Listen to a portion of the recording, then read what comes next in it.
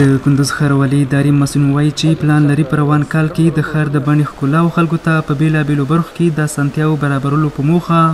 په دې ولایت کې ځینې لویې او وړې پروژې تطبیق کړي. د دغه ولایت د ښاروالۍ ریاست اجرایوي مدیر وایي دغه اداره هوډ لري چې د روان کال په اوږدو کې د ښار د تنظیم، ښکلا او په ځینو نورو برخو کې عامه پروژې پلي کړي. در بخش تنظیفی پاککاری جاده بود، شستشوی جاده بود، پاککاری جویبارا بود، لوشکشی آبروا بود و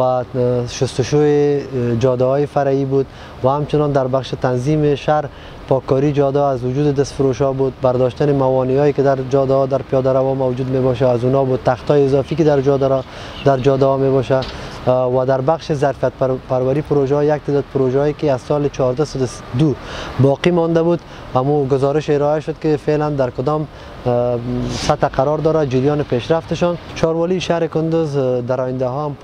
پلان‌های خوب انکشافی، سرسبزی، شگفت‌های شهر تنظیفی را داره که انشالله در گزارش‌دهی های روای بعدی انشالله به سهم مردم کندوز رسانیده میشه. په ورته مهال بیا د کندوز ښاریان د ښاروالۍ ادارې وروستي فعالیتونه او پروګرامونه ستایلي او تمې ښودلې چې د روان کال په اوږدو کې به هم ورته اغېزمنې پروژې او پروګرامونه تطبیق کړي. دغه ښاروالي چې د 3 کالو کې څومره کړنې کړي دي، کارونه اجرا کړي دي، موږ ته رضایت کامل لرو. ډېر خلکو ته کار زمینه ورته مساعد کړې ده، ډېر خلکو اسانتیاوې ورته برابرې کړي دي، ډېر کوڅې پخې کړي دي، ډېر پلونه جوړ کړي دي او بعضی شیان چې کړي دي د خلکو ته ډېر سهولیت پیدا شوه ده. از وقتی که امارت اسلامی آمده زیاد پروژه ها تطبیق شده و دیگر هم خواهان هستیم که انشالله دیگر پروژه ها تطبیق شده و شهرها آباد شده، سرک ها قیر شده.